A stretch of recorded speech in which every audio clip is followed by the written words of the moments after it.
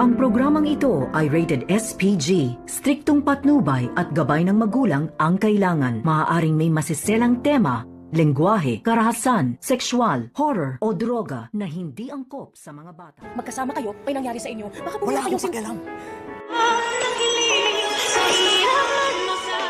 Kinagulat nga dito ni Lynette nang pagbalik nito ay wala na nga ang kaibigan dito ni Irene na si Joyce.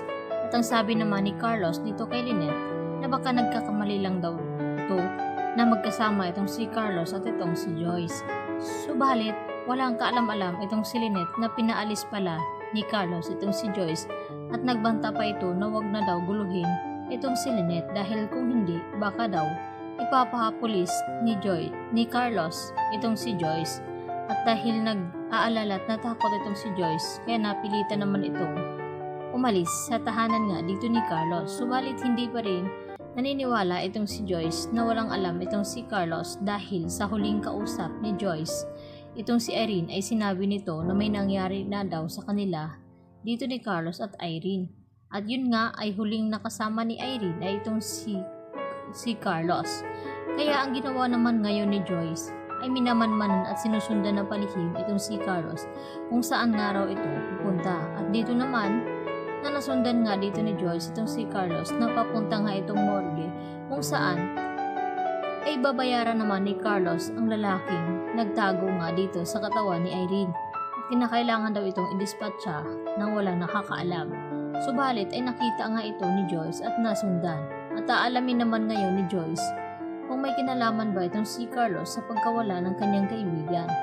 At ganun din naman ang ginawa dito ni Lynette dahil sa sinabi ng lalaking iyon na nagpapanggap na asawa daw ng nakaburol, ay dito na sinabi na ang asawa daw dito ni Lynette ay papunta daw din ng morgue upang hanapin nga ang katawan dito ni Irene na sa ganon ay wala na ngang mahanap na ebidensya itong sina Lynette at Annalyn laban dito kay Carlos.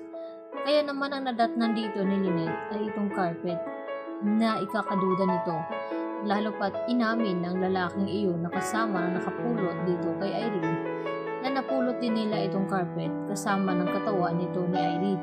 At hindi na nga makakalusot pa itong si Carlos dito dahil sa carpet na nahuli nga dito ni Lynette, lalong-lalo na alam ni Harry na itong si Carlos ang nagdala dahil isinakay niya nga ito sa loob ng kotse ni Carlos ng gabing iyon dahil balak niya daw itong ipalaundry. Subalit dahil sa oras na ng gabi ay dito naman na sinabi ni Carlos na siya na raw ang bahala nito at kaya pala yun nga ay pinaglalagyan dito ni Irene. At dahil unti-unti na nga mabibisto ni Joyce ng si Carlos, hindi na rin ito makakalusot lalo pat malakas ang loob nito na baka may alam ito sa nangyayari nga dito kay Irene. Dito naman sa Apex, nag-iimbestiga rin itong si Justin upang makakatulong nga dito kin Annalyn dahil sila din ang makikinabang kung magawan daw nila ng butas itong si Carlos dahil alam nito na dating kasintahan daw ni Carlos itong si Irene dahil kapag may malaman daw sila ay tiyak na sila din ang makikinabang dahil nagtataka din itong si Eric na kung bakit kailangan pang tulungan ni Justin itong sina Annalyn at Harry na hanapin nga itong si Irene.